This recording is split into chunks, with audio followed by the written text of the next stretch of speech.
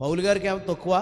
యేసు ప్రభు తర్వాత గొప్ప పరిచర్య చేసింది ఎవరైనా ఉన్నారంటే, గొప్ప సువార్థికుడు ఎవరైనా ఉన్నారంటే అది పౌలు గారనే మనం చెప్పాలి బైబిల్ గ్రంథంలో.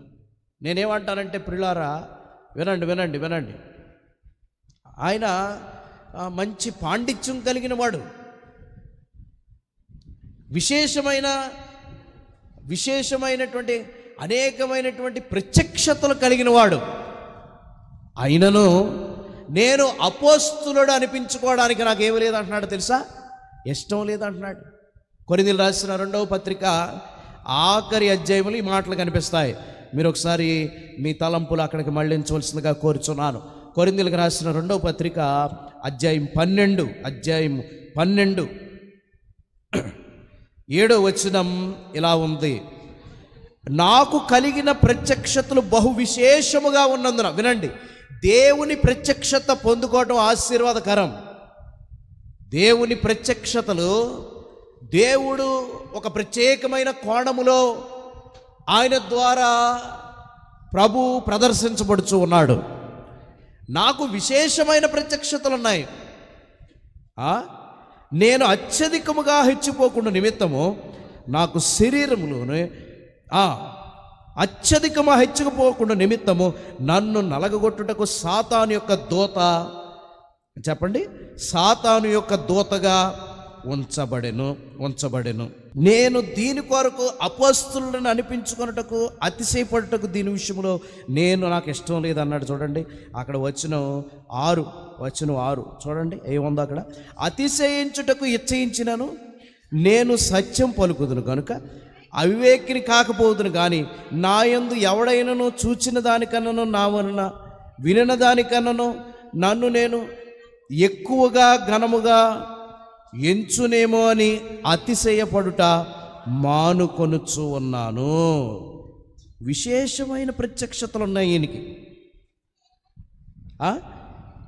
విశేషమైనటువంటి ప్రత్యక్షతలు దేవుడు దైవజనుడు పౌలు గారికి ప్రభువు అనుగ్రహించాడు. అయినా నిజంగా చెప్పాలంటే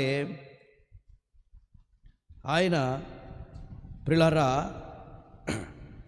అపోస్తులుడును అనిపించుకొనుటకు ఇష్టం లేదంట ఆయనకి. కరెక్ట్ రెఫరెన్స్ చూపిస్తున్నాను చూడండి. కొరింథీయులకు రాసిన 1వ పత్రిక అధ్యాయం 15 వచనం 8 చదువుకుందామండి. 7 నుంచి చదువుదాం. తర్వాత ఆయన యాకోబునకు అటు తర్వాత అపోస్తులందరికీ కనబడెను. అందరికీ కడపట అకాలమందు పుట్టినట్టున్న నాకును ఇప్పుడు చూడండి, ఆ గదిలో 12 మంది ఉన్నారు, 11 మంది ఉన్నారు. వాళ్ళందరికీ ఆయన ఏమయ్యాడు చెప్పాలా, కరెక్ట్గా మాట్లాడాలి. పట్టుకోండి. కనపడ్డాడు. అప్పుడు తోమా నేను నిన్ను చూస్తే కానీ నమ్మను అన్నాడు. మళ్ళీ కనపడ్డాడు. ఆ అపోస్తులందరికీ ఆయన కనపడ్డాడు, నాకును కనపడ్డాడు. వీళ్ళందరికంటే లాస్ట్లో ప్రభువుని తెలుసుకున్నాను నేను. అయినా నాకును కనిపించాడు ఆయన. విన్నారా? నాకును కనపడ్డాడు.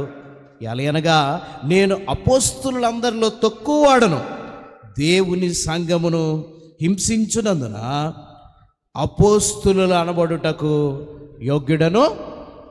అపోస్తులు అనబడుటకు యోగ్యుడను. ఇప్పుడు నేను అపోస్తులు అనబడడానికి నాకు యోగ్యత లేదని అన్నాడు. కానీ ఎవరైనా పౌలు గారు అనే పదం వాడినప్పుడు ఆయన ముందు అపోస్తులని పౌలు అనే పదాన్ని బలవంతంగా వాడాలని ఎవడనుకోడు, టక్మని వచ్చేస్తుంది అంతే. ఈరోజు కోట్లాది మంది ప్రసంగికులు నోటమ్మట అపోస్తుడని పేతురు అంటారా, అపోస్తుడని యోహాన్ అంటారా, అపోస్తులుడైనా చెప్పాలి, అపోస్తుడైనా పౌలు. ఎందుకు వాడుతున్నారు అలాగా? ఎవరైతే నాకు ఘనత వద్దనుకుంటారో దేవుడే వారిని ఘనపరుస్తూ ఉంటాడు. తన్ను తాను ఎవరైతే తగ్గించుకుంటూ ఉంటారో దేవుడు వారిని అంతకంతకు ఏం చేస్తాడు చెప్పాలా? నాకు గౌరవం దక్కలేదు, నన్ను చూడలేదు, నాకు పెద్దపీట వేయలేదు, నన్ను అందలం ఎక్కించలేదు అని తాపత్రయపడే వారిని నిర్మూలన చేయటానికి దేవుడు అదే పని మీద ఉన్నాడు. ప్రభుకు స్తోత్రం. ఎందుకంటే తన్ను తాను హెచ్చించుకునేవాడు, గట్టిగా మాట్లాడాలి, తన్ను తాను హెచ్చించుకునేవాడు నేను అందరికంటే విశేషమైన ప్రత్యక్షలు ఉన్నాయి అబ్బాయి నాకు. విశేషమైన ప్రత్యక్షతలు ఉన్నాయి. అయినా నేను అతిశయించట్లేదు. ఎందుకో తెలుసా? పాపులందరిలో పొష్టోడిని ఎవరిని? నేనే.